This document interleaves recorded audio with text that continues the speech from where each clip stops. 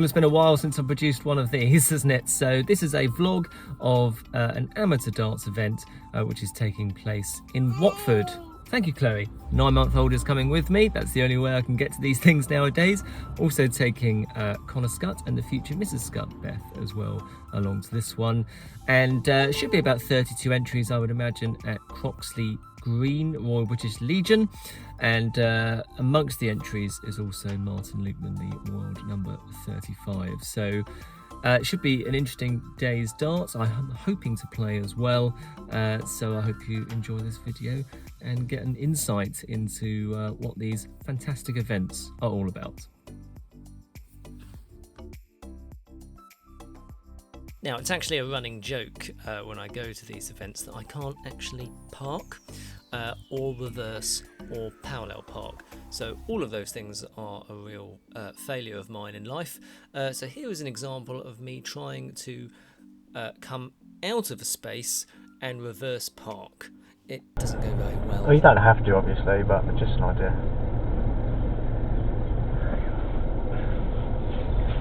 Don't watch me try and balls this up.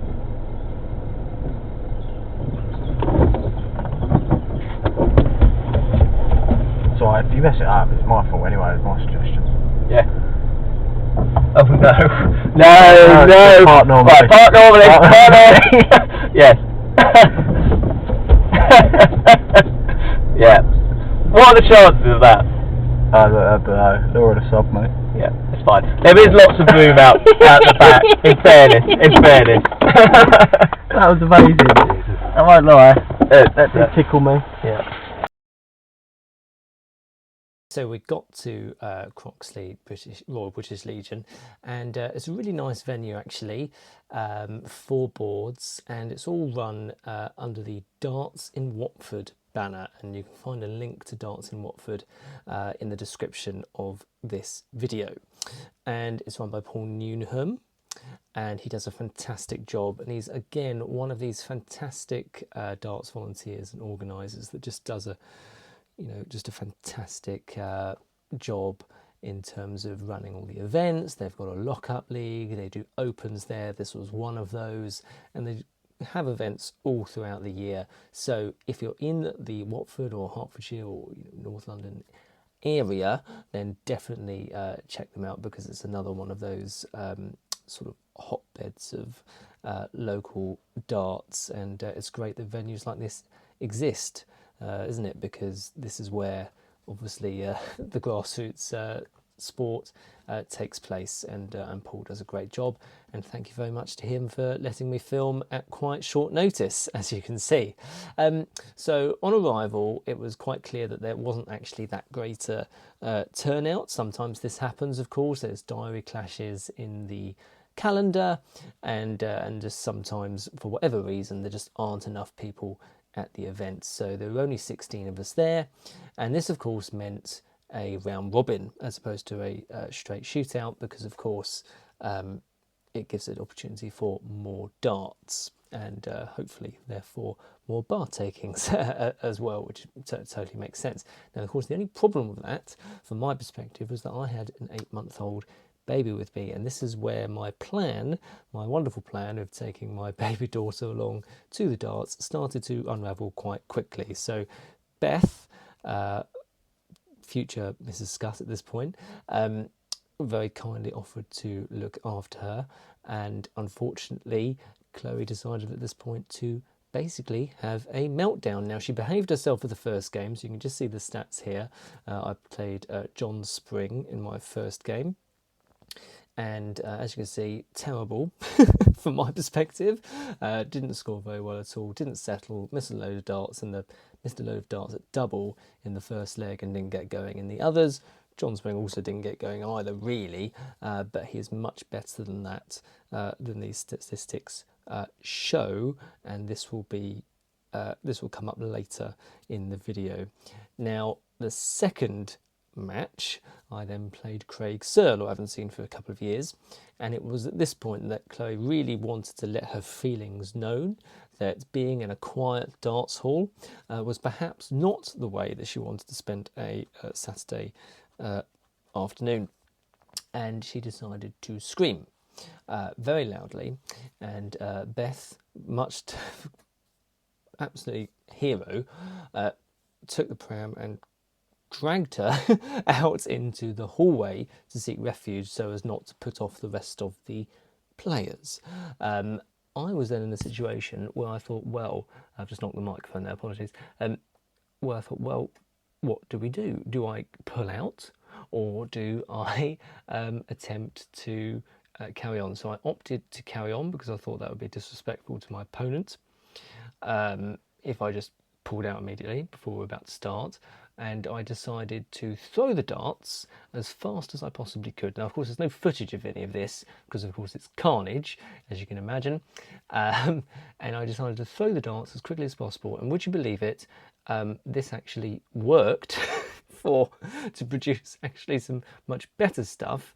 And I won the first leg, as you can see here, and then missed out on the next two, but was fairly close, and then got to a ridiculous point in the fourth leg where I thought, well, I can still hear her cry. I can hear her crying and screaming throughout all of this, by the way, faintly from the hallway.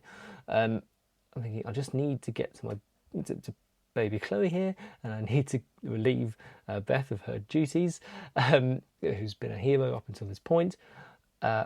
So I had a 25. I survived match darts, had a 25, and I took it out in 2 darts, which is ridiculous. So I was 100% on doubles at this point, and then threw a 17 darter in the last leg to win with a 58 checkout, which was treble 18, which I definitely wasn't going for, double 2.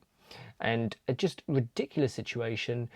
Just goes to show that if you if you're put under pressure and just throw without thinking about anything else, it can actually go that way, can't it? So just a bizarre situation, never to be repeated. And of course I quickly shook Craig's hand, quickly shook the chalker's hand, which was John Spring, and sprinted out to Beth and said, I'm so sorry, Beth, I do apologise, and then withdrew from the competition immediately. And Beth very kindly went and told the organiser that I was having an absolute mare. And it was at this point I decided I was never going to take Chloe to darts ever again. She can go to the grandparents next time, or I can do an evening event instead. So I then spent the rest of the afternoon trying to get her to nap and feed her as well, and of course change her. And you know, all dads will certainly appreciate all of this. Once that was all done, the group stages then finished, and then it was cheering on Connor. So Connor here in this quarterfinal, oh look, it's John Spring again, and John played amazingly, as did Connor, and Connor averaged over 100 in this victory, and he really started to come into his own. And then he went on to his semi-final, which he would also prevail in, and then he would go on to play in the finale. So this is the final that you're about to watch here, which I filmed in its entirety, and there's not going to be any commentary on this. I'm just going to big up the Middlesex player, the Middlesex County B player here, who was absolutely fantastic, and I'm just going to pause and tell you just a bit more about him, and then I'm just going to let the final play in its entirety, and then at the end I can tell you a bit more information about what happened to Connor after this. Well, I've actually done Dave Buckley a real disservice there, because since this video is recorded, he has been a regular for Middlesex County A, and actually the most recent county game to date, he won player of the match. So it just goes to show that the good form that he shows in this match has indeed translated into his form for Middlesex. So absolutely a player you want to keep an eye on. He's had a break from the sport up until rejoining Super League recently. You can't really tell that, I would argue, because his technique here is so good, and I really do think that he is one that you want to keep an eye on in the local region, both for in the county game, but also for regional events. And who knows what he might try and target in the future. So here's the final.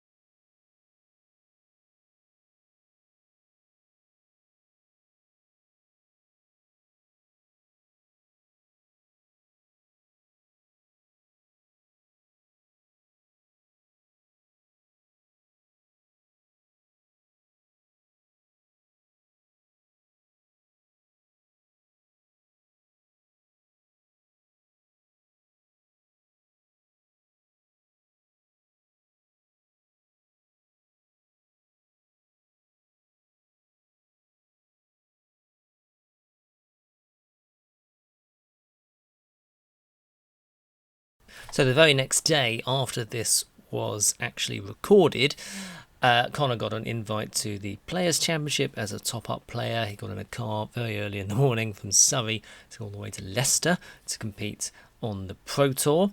And more recently, in addition to Challenge Tours and Motor Super Series, he has also been in action in the WDF, and he won a big tournament in Denmark, and that's booked his place for Lakeside in December and the World Masters in Budapest. So potentially very exciting times ahead, so well done to Connor. Thank you ever so much for watching, and I will certainly work on trying to make the vlog element a bit more exciting than perhaps me in a few screenshots. Trying to get some footage perhaps is the lesson I've learned from this one, but thank you for watching.